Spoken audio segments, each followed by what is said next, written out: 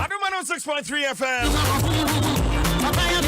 Real time no akasi manu dumienu na nonson abo. Evana personal and 12 so nothing come to share ho yemfa emrel. And so mami Dura Plus where Dura Plus goes water flow. Irata Motors for the best car batteries and oil. High speed made batteries and oil from Irata Motors. Atex Form your partner for life. Vodafone, the future is exciting. Ready? Agbeve Herbal Center. Why are you Sefi?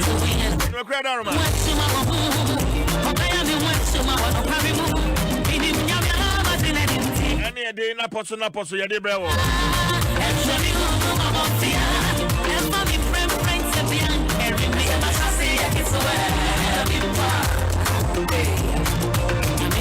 She ran the money pay off the phone. Or break you off the income. Or so she ran now she ran. Me prep your answer inside. Share. She not some we call him. They be watching no pumpy. Means I need muda. Or me money or the phone back to sender.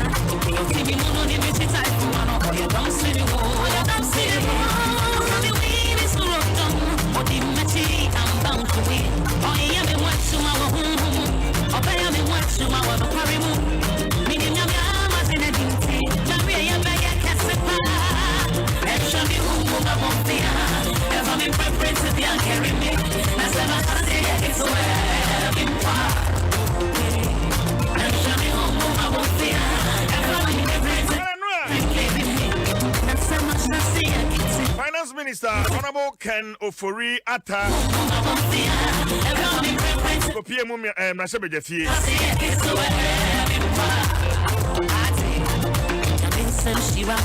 Man ya kwa humasika media budget review ko tuja. Na anapaya baji chimu nkoma pa. Some of the major highlights are Enra Ebetoja.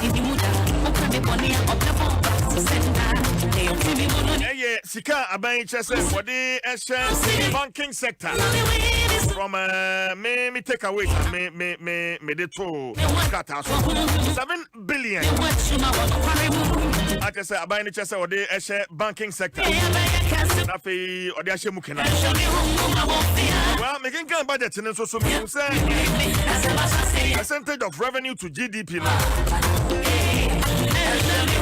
and also Zachaya Abem 58.9% and to 53.4%. See, we are still struggling with revenue. And no, and the pair him before Bema Muche Mukakra.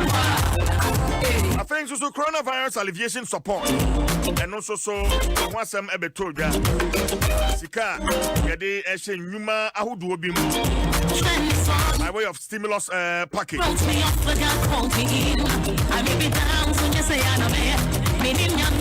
and Finance Minister is also announcing National Unemployment Insurance Scheme. National Unemployment Insurance Scheme.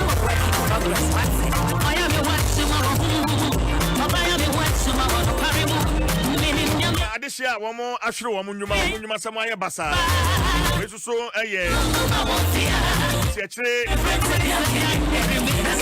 ba yade atuja. Na I don't know more interest wo na pay. You be share na fe bisa mu ense. And also so ote communication service tax no yade aban ateso. Every 9% like I say abegina 5%. Minority are raising issues bebre. Public debt. The cash is here our minor in excess of about 255 billion. As of June 30th, 2020. Sasikano, we would want to know.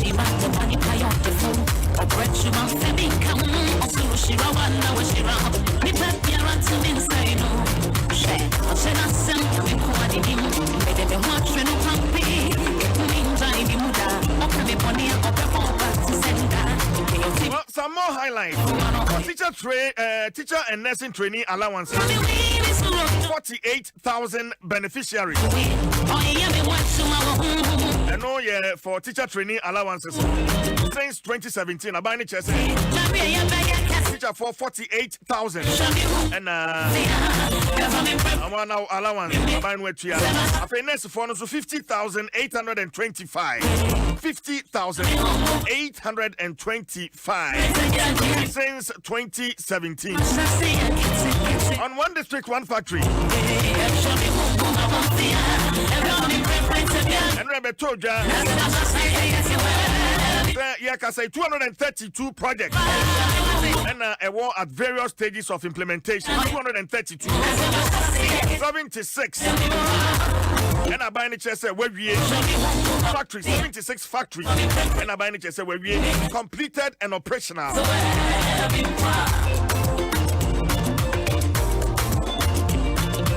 And I pay 156 under construction. Factories, 156. Like I said, 154 districts. And one more chef, 1D, 1F, one district, one factory. And Ebeto Jasa. 58 small scale processing factories. Under the Enable Youth 1D, 1F project to commence. And also Swanra Ebeto Jasa.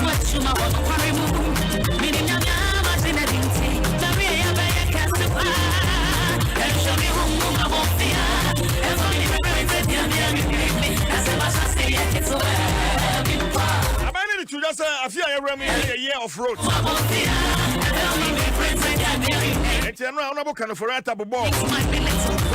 Road projects be binding in Saka and major construction works ongoing. Pokwasi interchange or the to just say 74% completed. Kema motorway runabout. And no,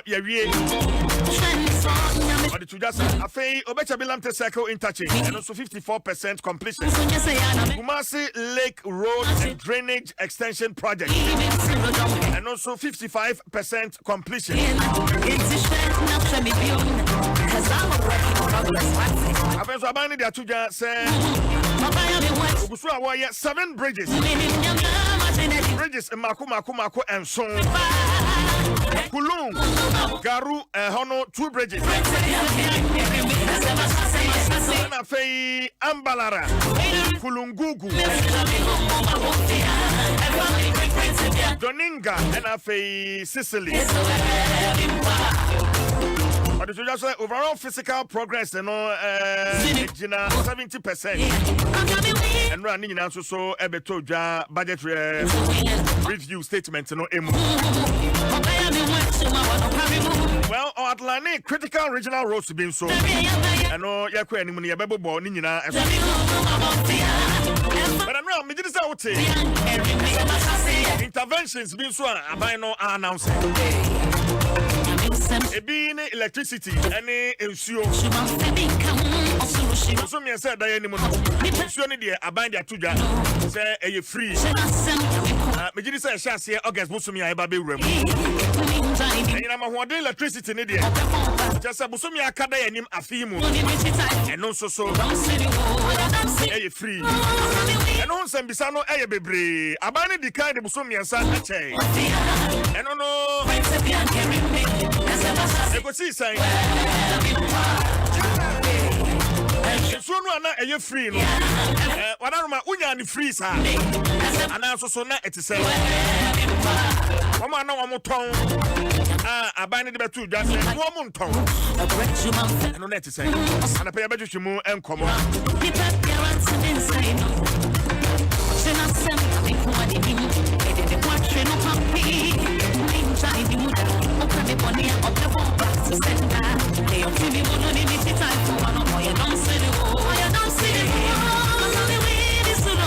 Join the conversation for our WhatsApp message, bro. 0556748029. 0557480029. You can kind of the amount. You can just send to do one FA budget and we beto jano and one budget review.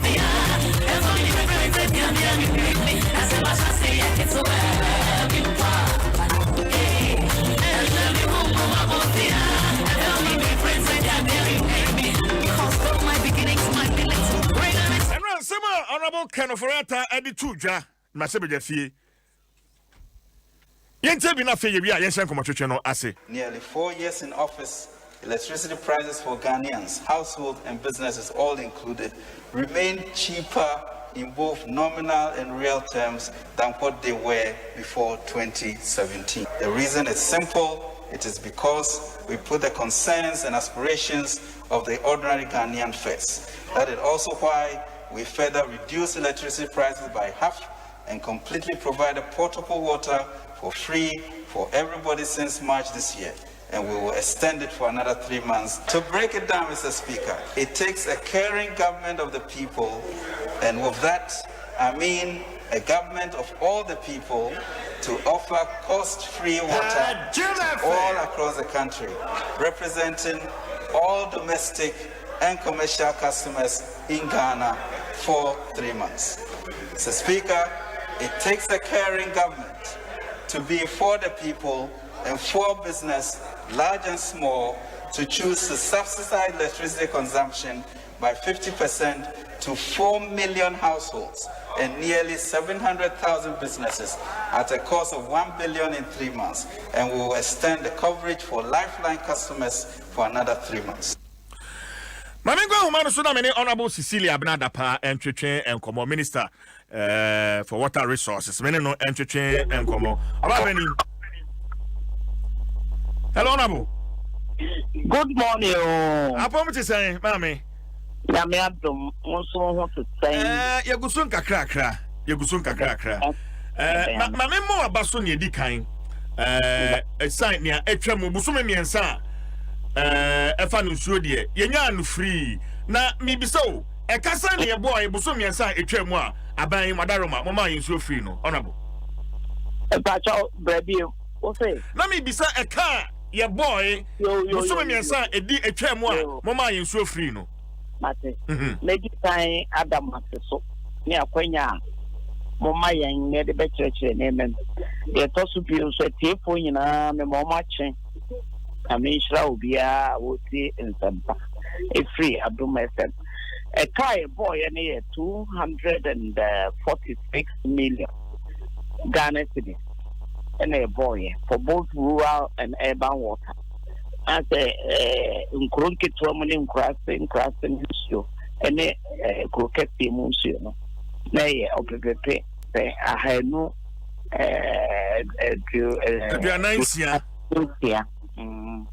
246 million.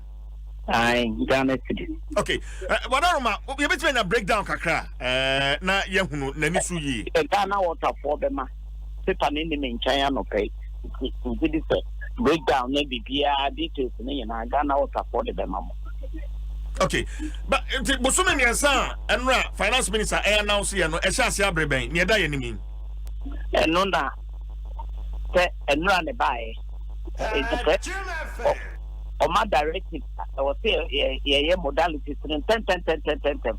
So I wouldn't say back on a year, 2.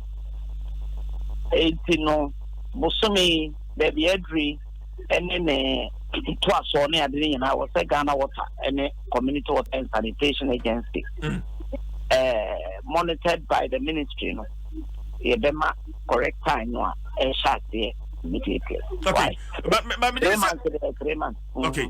But me design your chairman honorable munya challenges kakra. What were some of the challenges and with free water? Like I said, the kind I buy a bomb who more than pa didn't see that. Say a torrent MBSC na sabe I buy so man so free and free empty didn't see that or man paying another danko kufuado or say a support park at the JD and Pon so am I on my paying or chinning or mine.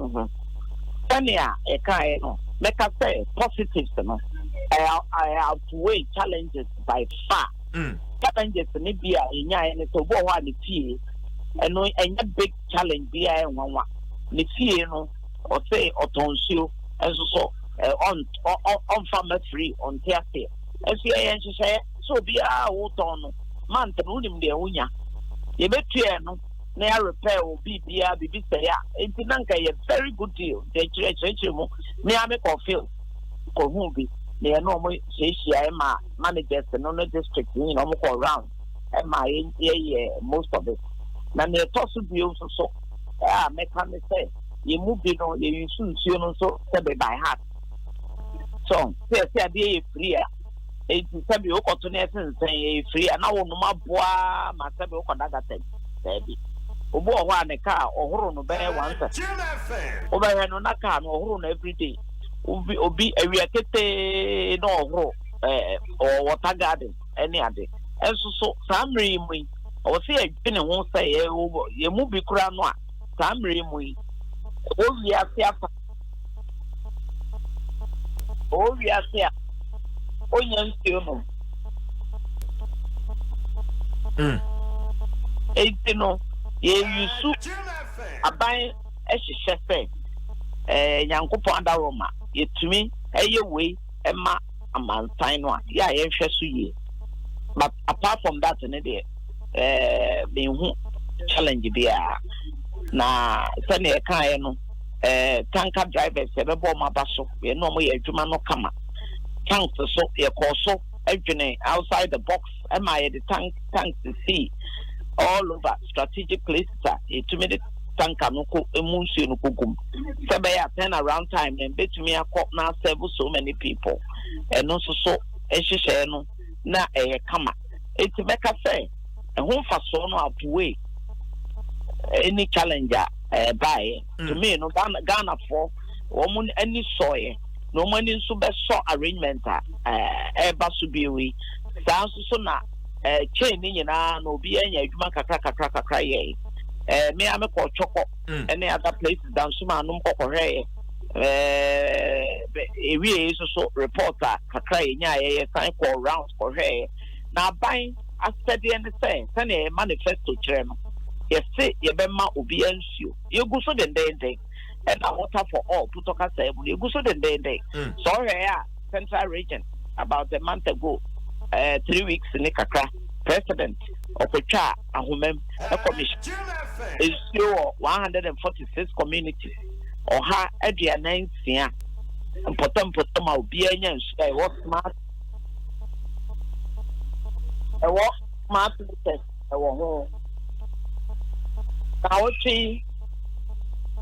yeah. Now, a shot you call a stroke northeast region, you call northern region, you call Savannah region, yes, I could check or could chat people. I'm a Juma, any survey, oh, still, what the and our Damongo, Yendi, and a family. There's some commission, Naleribu water. And they play water. Okay. It goes so then they honorable but reporter Mensaka Jumami and he said Ebino Horma and so no one free like a cane one ton but one of them are free. A mono Bosunian saying one more annual bill from Ghana Water Company. So I'm Ramitia, about saying Oma Hamini, with a body Ghana water for and Kasa. And until I miss the details in our Ghana water. Obo, why a castle on the free no. One song into VIA register. Then you now will be rectified. When your problem are a yet BBA and one. The partner say, a month for your use. It's the main. Maybe and see why. Not me neighbor news here, but you have a boopy of me because ensure na Biden is out to say obetria. He has a boy and want to more thing. Obo while near point, me person me maybe. Just a one test your problem move Pia from many fears of Beijing in front of beton.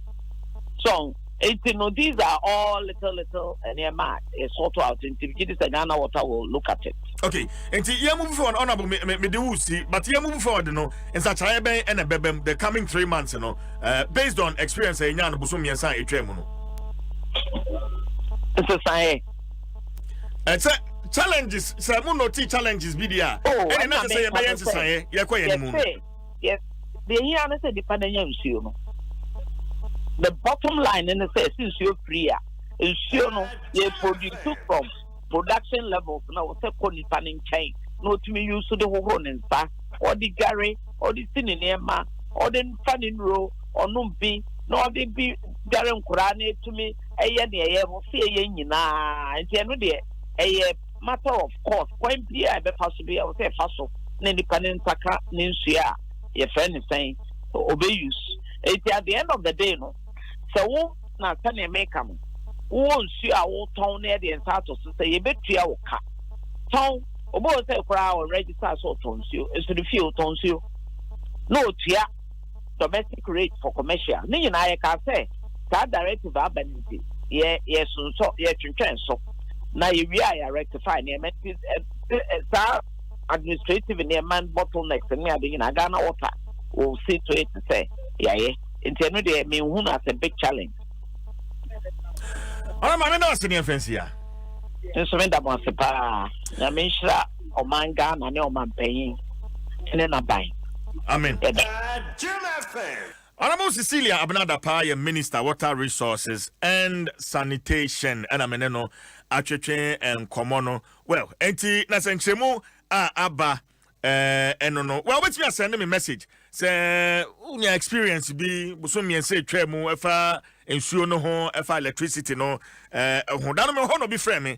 Say, CJ, remember Paton, so na free water buy, no, and oh yes, and you know the member free. Busumi and Sanumono, Busumi Bia brand bill. Busumi Bia, your brand bill, which trap bill infoni.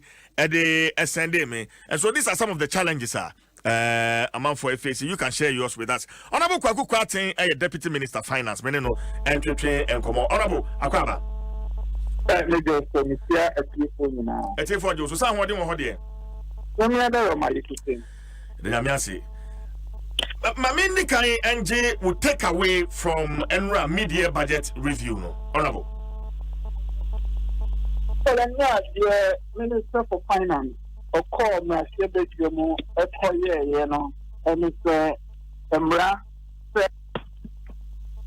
A fino a pay Musea, Yanko Parliament, Nayanko Chre, and she say, at the beginning of the year, or 2020 budget in one.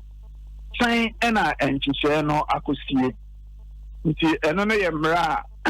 Na enunti e wose your core parliament na yekotu sa na mon ena de etosumi enu covid ba ye aban etu anamon pi sika ye ka se e wose ye spending no afiwe ya spending ama no abro so abro de parliament e ma ye kwan e ma ye twa ye no e kama ye ne so nti emra se again se it was spending sika or a new money be home as soon as Sania a bit of COVID and my na Washington dear was Ubana additional expenditure and so no your for a small and nothing and your call parliament na your call you be some say me who say your mechanic and somewhere you go go you go to parliament and him you to more public name no nkofo asum na yɛda nkofo ase deɛ yɛbɛsrɛ ɛne sɛ yɛkɔ yɛnimi munta yɛkyi media anomo bi yɛbɛtu no mɔmɔmani ɛnkɔ ho na nneɔma paa ɛno a yɛkɔka wɔ parliament nipa pii ɛbɔ yɛaba so no yɛntumi nyɛ adwuma bibi to kyima wɔ anamo a yɛtu no ho a musidabi aban ha deɛ ɛnyɛ nti yɛnyɛ ne sei sɛnea ɛbɛyɛ a nneɔma paa mo ka yɛ yɛnsa bɛka nti ne tɔfa sei ɛna mmerɛ parliament a yɛkɔɔ no mihu no. Okay, but honorable Sami share statement no especially near them and higher on revenue me who say as a struggle kakra especially percentage of revenue to GDP 58.9%, 53.4%. Is that the case as a struggle kakra honorable?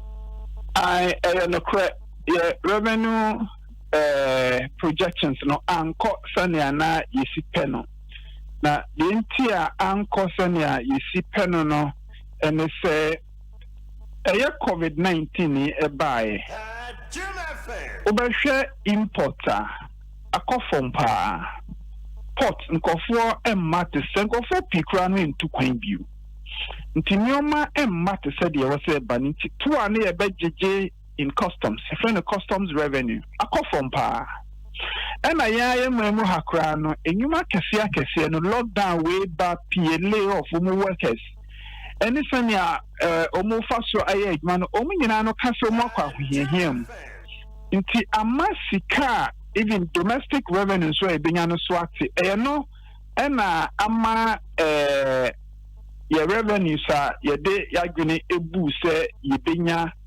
2020 atrenchemi baye yentumi enya ne sa nti wo hwa budget ni ye kan se yebenya total revenue and grants you can say by 67 billion yebenya we are see yenya by 54 billion like I say so atikakra but at the same time certain year aban ho o mine ho akwa here mo aban enya ne revenue no certain means so na Ghana for so ehia mo akese COVID-19 na wase ye test na kese I was say a quarantine for quarantine umu kanyina no eye woka I was say a health facilities umu manya bi edi umu begu ana ebehwe umu yare I was health workers ye pay relief bi the more tax exemptions additional allowances I was say electricity ye gumu kakra na lifeline for the enkoba so mu ntia be kura fiti sa time e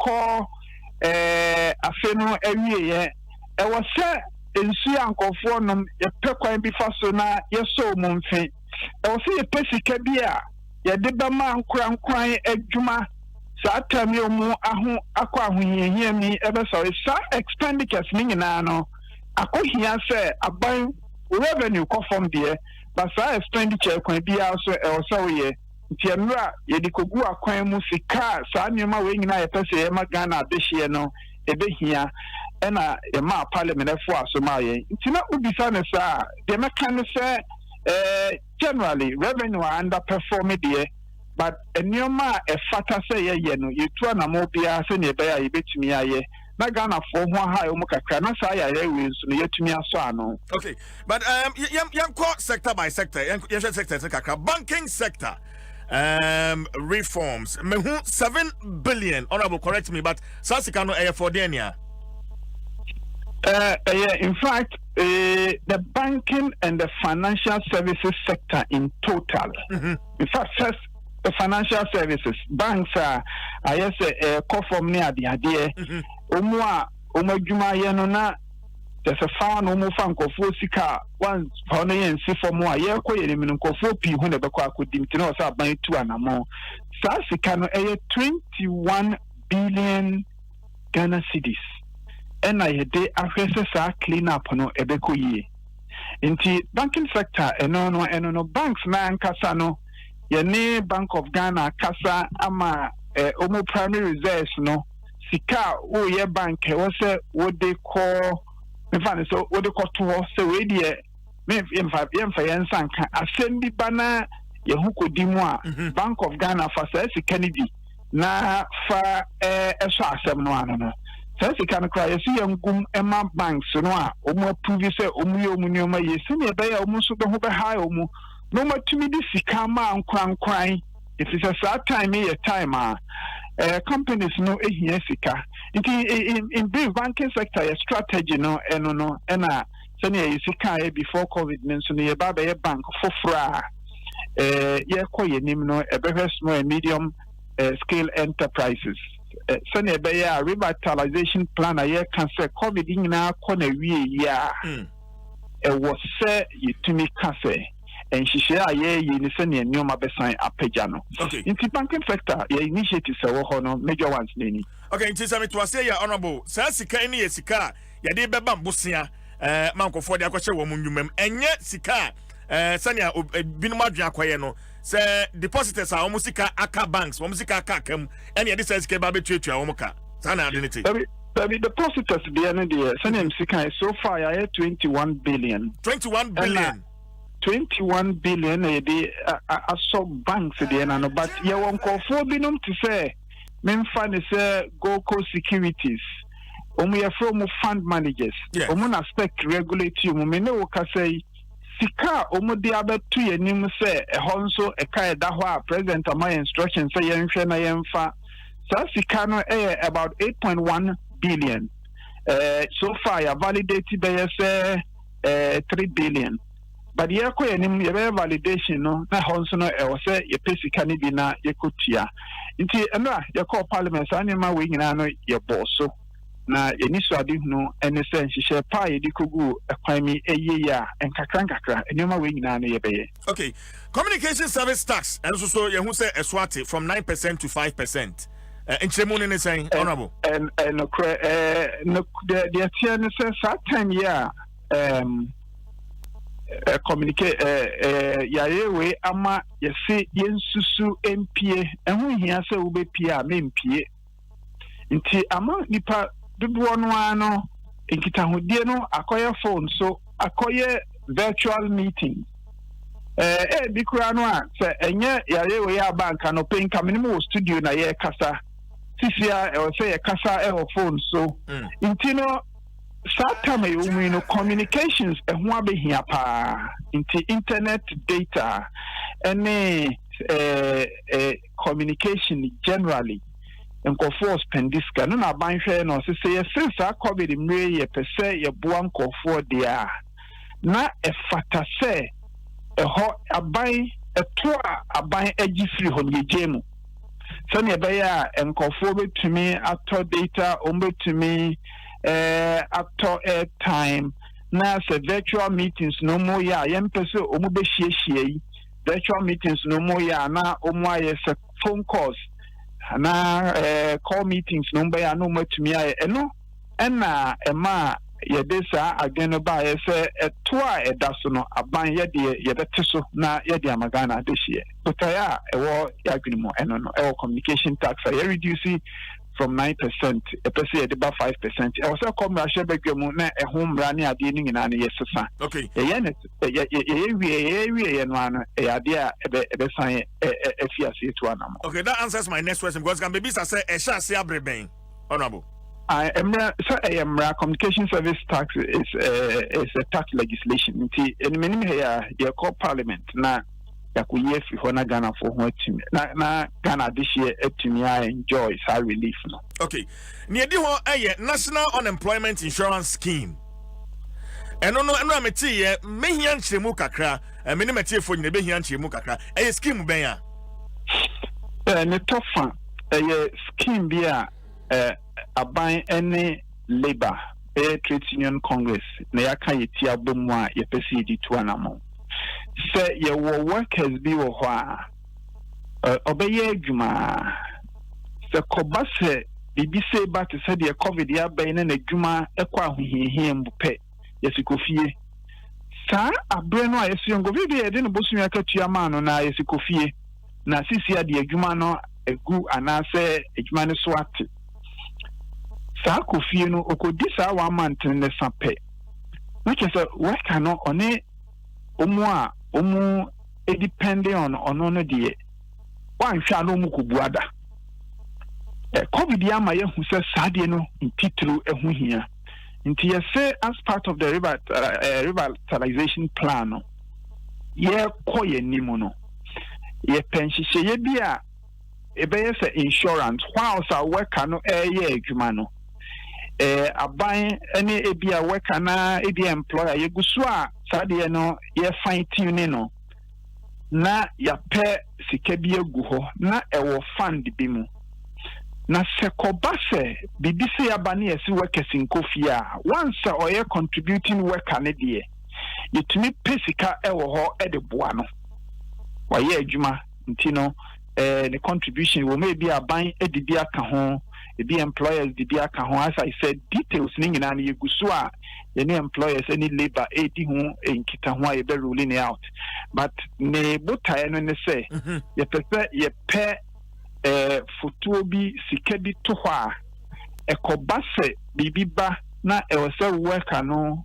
okofie na enya de na adwuma no betumi atua ne ka saa futuo no ebetumi aso ne mfe kakra kwa animu sene ebe ya aho kire ebeba ne so na ebekọ fom nti unemployment insurance scheme no eno enetie enye se bia yakopesi kedi na ye bisa sa wa wonni adwuma bia no beji sa sika ne bi enye botae no even though ye koye nimu no the scheme we ye na emusika no edoso na se abanhwe na osi obi a waye adwuma da onyenye adwuma ye be so ne mfi okwan bi so a aban be hwe san hye ni nyina batisia no de o se ye ti ase ene se eye enhye bi aban de pese o pesika gu ho se ne e be ya COVID-19 ba anasa atrenchem bi ba anasa company bi collapse a emu workers no ebetumi aka se emre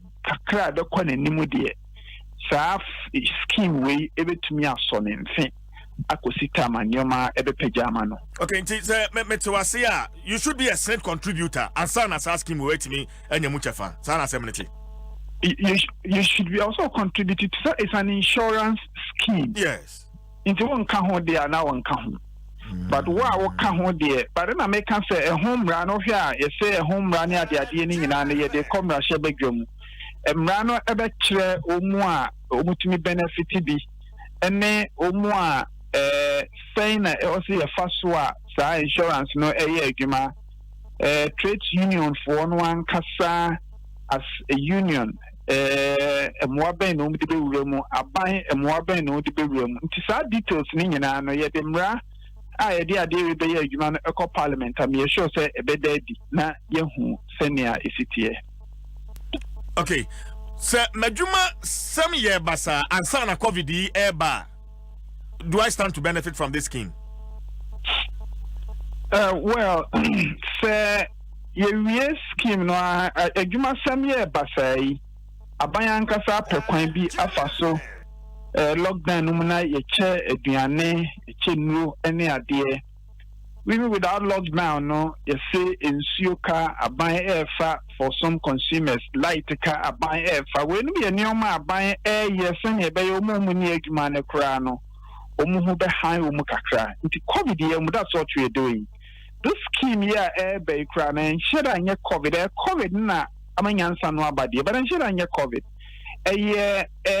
so even in normal times we company a collapse for one reason or the other now we can scheme ne ho a was say utuminya emfaso fi mu sa na was say ye hwe no enye say ye kopesika foforo bi na memfa no say omu a dada nyina omu ne adwuma no ye de ya chiche amom insurance scheme and say na misika no obema me kwan a ye nto ye boase na emra ye de be ye hu adwuma na enkoto parliament because sometimes ban cry ya boy agene po na ye hihye mra ne de koto parliament cry to misakram said that they had the yempene hamfa wenka ho nti yantwan na yenru ho yedru ho a emra ye be hye no e be kire wonum nyina mu kama na obi ahu de etasi.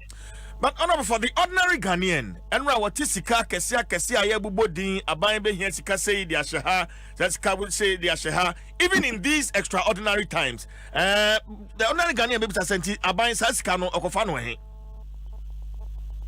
CCA the pesika ni bi Bank of Ghana ema ye bi and IMF so no rapid credit facility World Bank for EPO about 100 million ningina no abba san eno na ye hwe na eka ye boy nyina no ye dia so ano kakra intino ubisa se ekofiska no he a bebe gina die o se aban efa sa sika we no de ye se nioma gina ye na so na pese ye boa businesses peja no mu start etia omo taxes te se de also mutia aban enya ni sika also munya sa sika ye gigi nyina no ade a ye besan ade akoma wo mu na Ghana ye debt to GDP ratio no assign aba from some esi peno no. Okay. But my COVID-19 ne eka abanyi abo ensusem kanea ensem niania ye chiche PPEC ne niana keke council ye chiche eka sign aban no eboy onabo kwatin. Well, in total your core parliament, you can't say the coronavirus alleviation program. Now 1.2 billion. And you've been at the NBSSI, and you've been at the Union, and you've been initially at the electricity, any water reliefs, any other, you know. And you parliament, and why you call parliament, and so no. Initiatives ye day to water ye roughly for the next 3 months about 280 million and electricity and so now ye roughly about 100 million for the lifeline workers no inti ukase ukaning na bomwa essentially the NTN ye call parliament say 11.9 billion additional expenditure parliament enforce my partly because of direct COVID-19 expenditures, but also it is hospitals near the idea you see the region BA and districts and also hospitals I say that be a district in the hospital be additional expenditures in a sa adieno. Utina ubisa and your money is saying and your money also said the idea quarantine the test it's a long list but the also details now why you bet to your budget in your bonnet offer so the general according to all those expenditures no actually the was the Sikano be man you soon ye and answer Sikano Crown you see at the haunt and find out for auditor general cosa in your money more. In other candidates now, but in the meantime, we'll be our person the long details, no idea we are a bit me spending ministry, no, this kind of man is on yano. A bit me details, no, na in Chimu and our sentence and pencil will be our person we and what to me. Media houses need me as so many Casa. Intino say you let me ayena ya boni tofa minim say Adom de yenemu a be pemre na betina studio na akiri kiri mu yi mate honorable kwakwati mame na wasene fancy for now ye beje me na fe ya twetwe komo studio ye da CP Nsumi da mo ase bebre honorable deputy finance minister Kwaku Kwaten na ene no atwetwe enkomo no Adom 106.3 FM entina say eno no nsem sane de doso pa Kwaku CJ time na yene honorable Atenase e studio na ye nsem no map eno de hu hia na enra finance minister kasano o light bill na odikaka 3 months and the tree was say from now to the end of the year to say amount for person must say 3 months and now to the end of the year. Nemu man any amount for din common of say penny is another for me no end of the year man and kawa. O man and kawa man is an argument end of the year and one more pen. What I say now add the CJ Ghana this year you who say Orium Kusu and Aron Kokoma.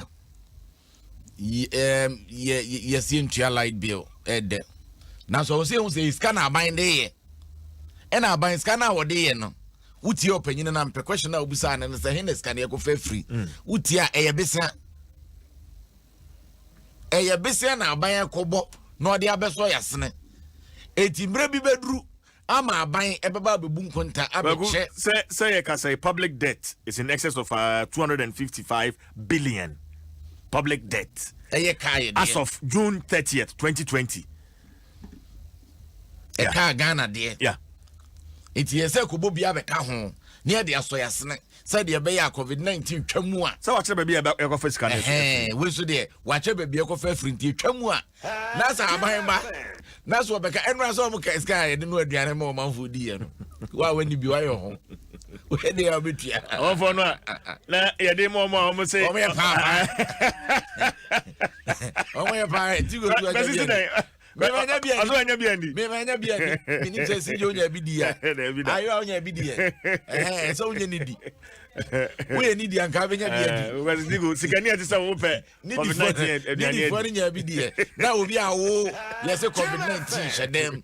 Na untimi nkwa adwuma. Na aban abrew aduane ase na aduane na dokro ba ko pe ni sadi ba ko pe. Wutu fie utimi sadi de bia. Wutu fie utimi sadi de bia.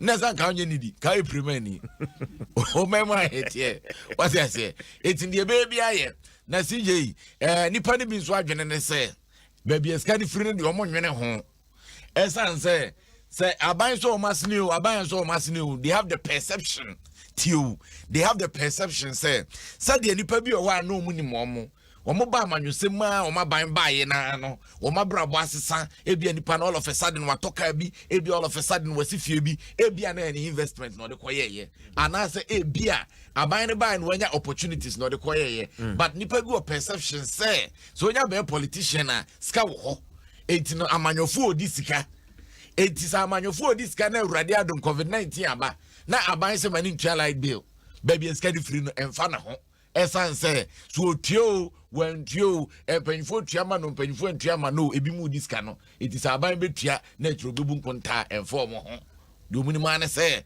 bosomi aso na wo bekose bia wo kwa akoto light yeso aban se fa no kwa ana say bia wo kwa akoto light na so aban se na ne wo kan wo bu mu mienu wafafa no no so wo so fafa baby scan free there o ma fo so mo ne esan say you good you koko you diamond you timber you prekese you dua banche you dua bode chese e de na nyame fa man na so still wa ma fa ngunyina ka ho ye da so di hia kwaku ensu samne ka ne asem no commenter about Facebook Priscilla Lawete Landis or say CJ please my mother sells water and from the time they said free water she gave the water freely but she wasn't paid by the government as promised. We depend on the money we get from selling. So what should we do now? Kwauni Nana Kwame Dakwa or say CJ MPP members are full of deceit. Look at how Honorable Kwatin is struggling to defend this super incompetent government. And Kwauni Nana Kwame Dakwa so Ede Abba Filippo Kwabre Kasem or say watching you live at Master Dambruka Kente shop. So God bless President Anado for thinking about the citizens. Greetings to my mother, Auntie Mary. On also Nedia Odebae. I don't know. Daniel question. Say good morning. Daniel from Tema Community 25. I didn't benefit from the 3 months of water, not even for once. We don't have access to pipe. In a small part of my area, we have called the water company severally, but they charged us so much that we can't bear the cost. Please help us. No sooner dia or de buy and no. Gwagu. CJ, Mimi say baby I'm here in Soya Semi a yeking. In Soya Semi baby I'm here pipe ni ho. It me fret where you more mode in Sona na mi ni adea. No maba no tank kese no mabe buagum. Ombugum you no ana mi so nti abaka so be change. Tankers no an ka say wo mo supply nsuo no free na e betua wo mo ka no. Where sure say open zoo. Where sure pass open zoo. Kwa ko be pensuo pa. Where sure. Me pe. O ka sa nche say open zoo. Because me dey bani ato free tanker for. Free tanker e wo hefa. Enkran na say kurase. Aban ne di o kan. But as to say omunya abie ni ade no eno so ya asefoforo ene obi so no wakobu ne dia ma free afi de hefa no kwaji ni sika adane asefoforo no wo ho eti wo pensuo ne dia na ne na si yo be pesika aka ho what I say so wo pe free dia say free ne cheche eti afa se di free ayo fie ne de ba be fie ne de kotigu fie ne de ba asan fie na se nya nuru fie a obede wanya Amengo man so na me Dr. Edu Owusu Sakode oye economist Institute of Fiscal Studies me boy no kwa na mambo economics department University of Ghana Libona obesamai me Doc. Yes, you.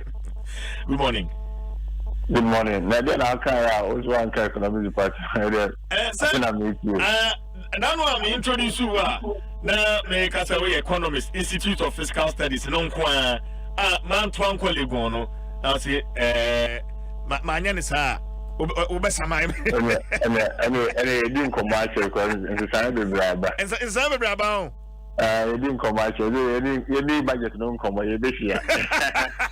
You make us after that. But look, and budget review. You who say abandon to more freebies into some electricity, national unemployment insurance scheme, I think other stimulus packages. Myself beside the kind say from where you sit. And on the other sectors of the economy. I think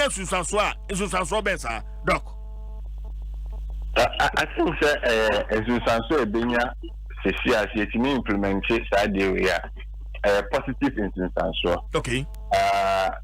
And I'm particularly happy. Actually, I wasn't expecting any more freebies. I thought free water and electricity, was limited to the lockdown. But on mine, I think the finance minister and also because even GDP figure no crown, I can figure to say my estimation say you bring about 2 to 4% by the end of the year. But the minister has revising it downwards to 0.9%. I'm so who said so the numbers is kick corner.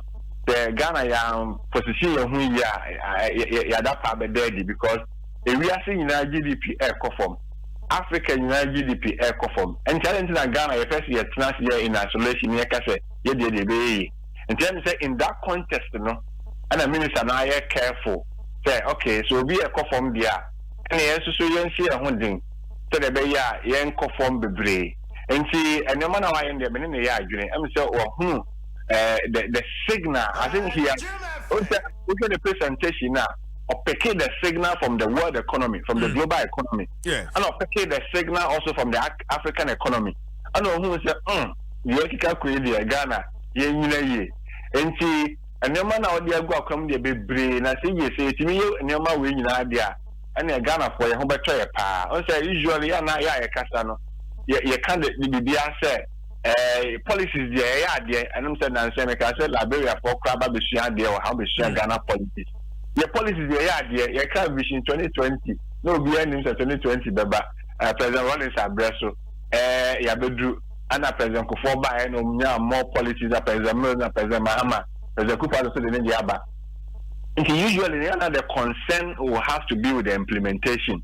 So the Bayer, you can't say a Bayer, but yeah. But which means about so no, I never come a power about the consistency. The consistency and the focus. Only very, very focused. Only very, very consistent. Almost start the year 2017. And no more car somewhere on manifesto almost started 2017 budget, a call 2018 budget, a call 2019 budget, a call 2020 budget. And to be free said, a bit what. Now remember breakdown of Ghana's GDP. So Ghana is calculating GDP. That's a GDP in a day. GDP ne enema ye no man ne bo eno ara ne GDP nti edwana awko de oton ade oton toast de oton meko omo nyina ka GDP no ya sometimes ya kasa omo say brofo kese but o dwomna oton meko a eno ka GDP no ho menu mi no ya kasa already o say e ka GDP no ho ya kira de o le go ni nyina ka GDP no ho nti GDP no say ya GDP na enema be 9 components 4 components nti 4 components no what catch your baby? The kind, consumption expenditure. I did a friend of consumption expenditure. Say, CJ, me, say, your card, your talk mobile phone, your talk credit card, your talk insure, your talk cania. I did be dear boy, and a friend of consumption expenditure. And no accounted for 65% of GDP. You can't say your last year GDP calculation now. And non accounted for 65.8%. And the honor and that freebies in the share. Okay. Air consumption of electricity, consumption of water. Anything consumption via free SHS. Meaning honey the best. In the okay. Kayefa and then the honor 65 and I want to say component nation. Even 2019 figure no is the lowest because there are times in this country 72% of that consumption expenditure. 72%. Okay. And why not just say stimulus package no dey back and I think the government will know idea might be and also it's something I like about this administration. So almost you be here. We are about Ghana can say, the America full chest car.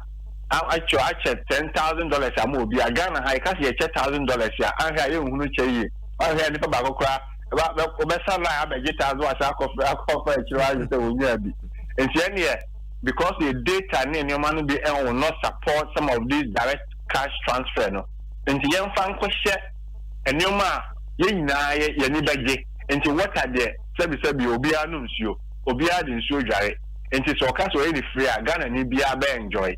The Ocasa electricity, service Obia is soon Kenya, and to any free Ghana need be enjoy.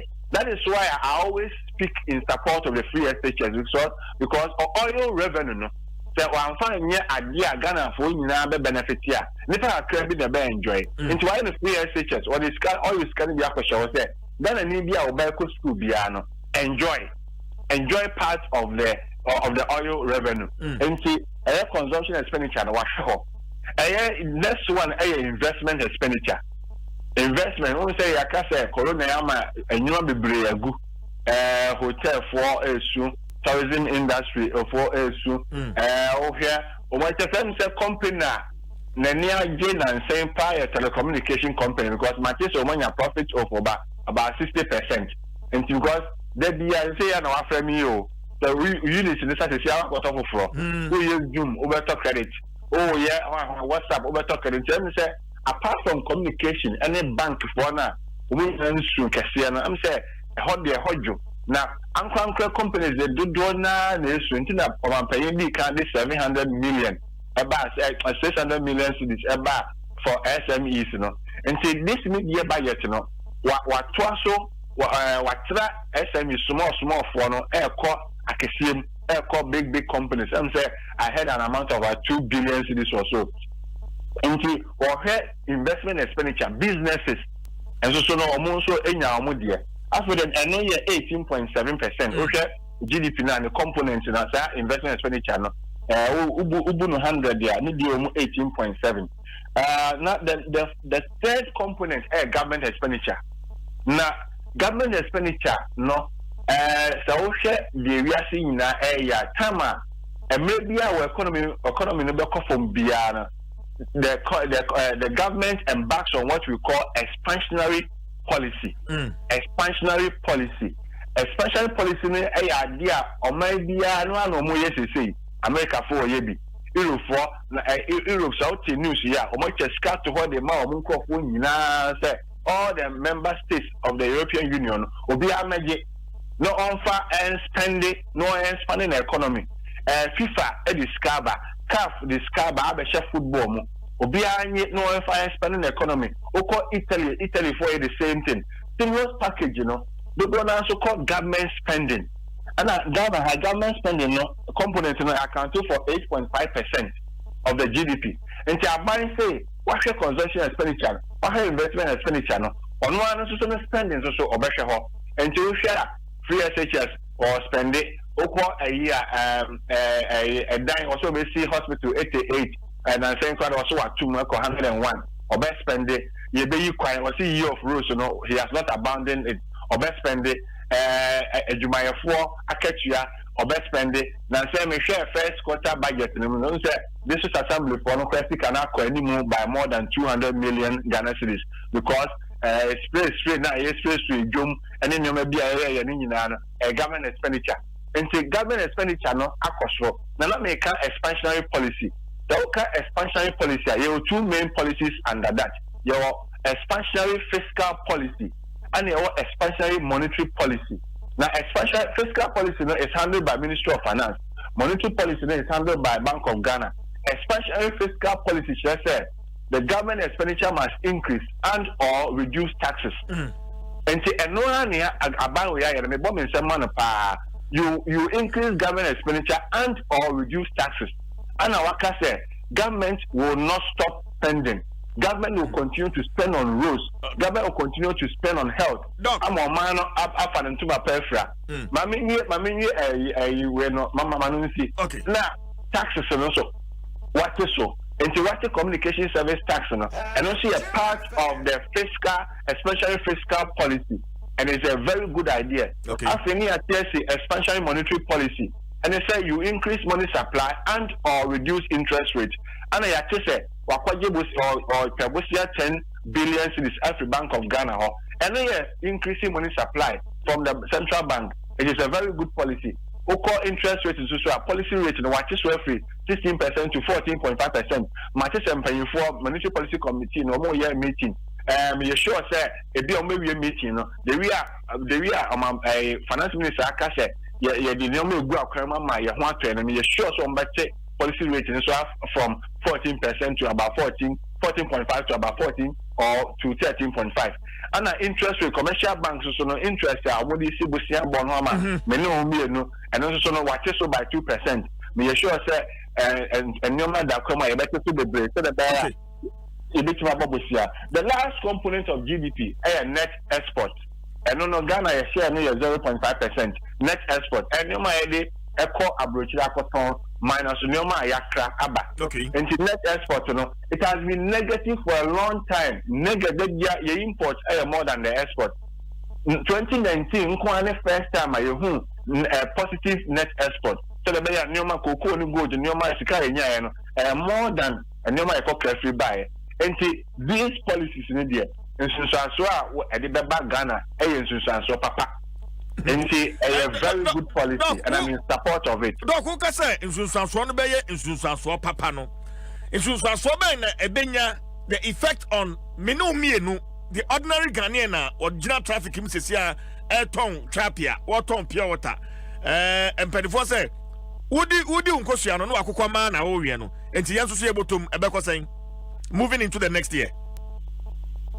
And of course, asking, are we benefiting from? Is that what your question? You bet you.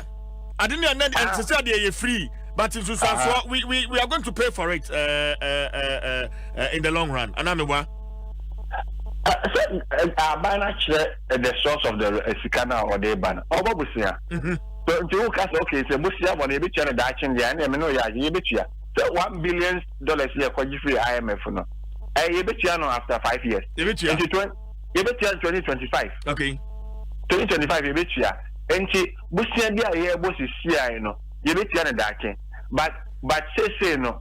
Until yarea obehwe ewu na economy ni yare. Okay, yemfa nye ntutu ye say utifie na yare. Na obi ba be two for say Busia koto adro na ahonto. Na ahonto wa obetimi aya adwuma atua sa Busia no ka. Wadi wabro oni wabro nti economy no yare nti wo say ye bobusia won panne na ye gira ye na so ya hoden aba nti na we say metwa say ya aba na ho makrama nkeka nipa tana de no aba exactly aba na ho e makrama nkeka nipa na busia bo no so watie ye no mi no ya ye program a check so watie me kasa ya me yobi a me kasa tia busia mbo pa Yes. Me the bia me ba mo TV so no radio so me mama analysis. No so bia ye konenye. Yes. But we have made the mistake in the past. This is the time to borrow. This is the time to borrow. You can only say I cannot net that whole before COVID-19 so any different argument. But this is the time to borrow. Everybody, every country in the world is borrowing. I don't know why some people will speak against borrowing. Every country in the world is borrowing to fix their economy. And na homa aba na homa kama nkanipa. Ye befa aba na bokama no. Afi ye sori ni ehun ye ya ni apekwan a ebetua sa abosia no.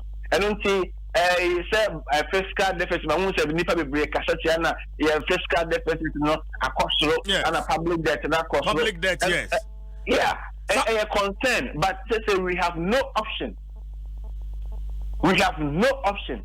And you say I buy 1 year day, more was now, one to know, not a common in Ghana for one. Look, I want minority because they've been really pushing for the public debt stock. How much I say as we speak, it's in excess of about 255 billion Ghana cedis. What am I doing, sir? Me no more agree because it's still sure. Me say me no more agree 100%. Their concern is that the public debt is so huge. Okay, and I agree. Sir, public debt is very huge. And I started by saying, sir, we as Ghanaians, we have made a terrible mistake in the past about the public debt. We are called epic. We are now 5 billion in 14, 15 years down the line. A Kana Pejak and finance minister say about 250 billion cedis. And see in 14 or 15 years, you had the 145 billion Ghana cedis eka and abeka home. Time I call Hepekino. Every year 2006. And see, we as a country, we have made a terrible mistake in the past by piling up the debt.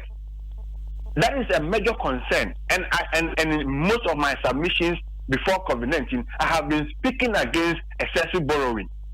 But we find ourselves in a difficult situation. Ya emra womu emre boni enti emra womu emre bonia ya ntra ho emaka mankae ya ntra ho ni hia so I think two things and a minority maker almost say a canoso enti ya nhwe ni ye ni yankobo bosia ya mono by heart na ya bozo so a ya nhwe se ni ma ya de ye no ya de be ye me almost spokesperson but if that's how I understand it I'm fine but I'm saying sir nobody can speak against borrowing at this time. If you are talking about public debt before the COVID-19, then I agree with you. But if you are talking about the public debt borrowing now, there may no be an argument because a buying the borrow or be a US for yebi. And another doc, and yes, I break one and say a Fiscal Responsibility Act as a man, and that's a bit and as you do home come doc. That's and pay for more years, Fiscal Responsibility Act, no, Umunyan Semono, the clause be shame, unless emergency situations, you didn't say we are saying, anything can happen. We live in the world of uncertainty. We live in the world that we be a timisi, insure timito. Earthquake, etimisi, famine, 1983, common air banner, amo biamane. Enti, almost the clause we say unless emergency cases. Okay. And everybody would agree. So we are in terrible times. We are in emergency situation. Okay. The whole world is in emergency situation. Enti sa, before them share no, Umunyan say no the sa cross not to go. And I think the finance minister is using that clause. Okay. Say we are in an emergency situation. And it's an accident there. You are two chances here. Okay. So she said, "On my number, and now so say we are back to normal life." That act okay. Doc, mami na wase na yen fancy ha na yen tun kometre ho na mami latest no. Mami latest. Dr. Edu Owusu sa akwade Economist Institute of Fiscal Studies and amene no atwetwe enkomo no. Kwaku asma papa ika asma meka na papa ika bi. Sika no. Si echama Ghana food you, si ancha Ghana food new ebesa. Iti encha mo manfo ni. Besen say yebo ya mu sikai ye be kwa kwaje iti mpacho awana be bonyu me ma metwa wanum na be ya be bo Ghana fo mu ntwa wanum de ne mada say ye ba be transfer na fiscal deficit inti den Ghana fo mu wanya masa o ma fanyina you know amafo say ko December ka you free light no for what time ko December de kan ye betua ye be de be wuntie na but awana be bo ma metwa wanum just obi we force no na kwakuma mi bisa asem say wo man bia wo wi ase Bobisia. Why no Wobenya Sika at the abo or my for Bobisia? Yes, nipa nyina ye asra no anyi bia meka so bogro this one may be a Bobisia yes you move ye fama Ghana phone ya ni ye fama omunsuo nom sa eyi a omode ba ye friends eh de omode abeya omose se e wadwuma se ya ye be ma oska ni ayi sa ska se menye sure se no obedi abese we woji aso di twa woni esi se minchia esi ni o ma minchia enumre de o de atumo ya pa no boy no your friend say ah o say anyum T rhyme tawanum na obeye ya obeye okay masa edi mada obede nyame tie beye sa wa kire ne yam kom sa komkuraku no obidu bi egwakwa dukumi ma me no asene fensi asori pie na mnante no omfa agudi ehun sem famra Dura Plus where Dura Plus goes water flows Erata Motors for the best car batteries and oil. Buy speed made batteries and oil from Erata Motors. Latex form your partner for a life Vodafone. The future is exciting. Ready? Nafi Agbeve Herbal Center.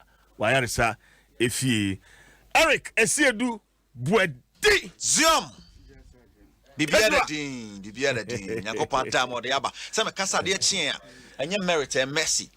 And your class, and your Christ, and your government policies, and God's promises, and your university degree, and God's decree. And it's a Bibiania team. Erico Bra, Beji baton. Beji baton. Hey, you know, so to them. So obey. But your dedication, Makufiasan. Ah, okay. Chonum. It's your funny intro, Myrick. Chonum from Jamindro, and we'll carry it. Hey. That's cool on the beat.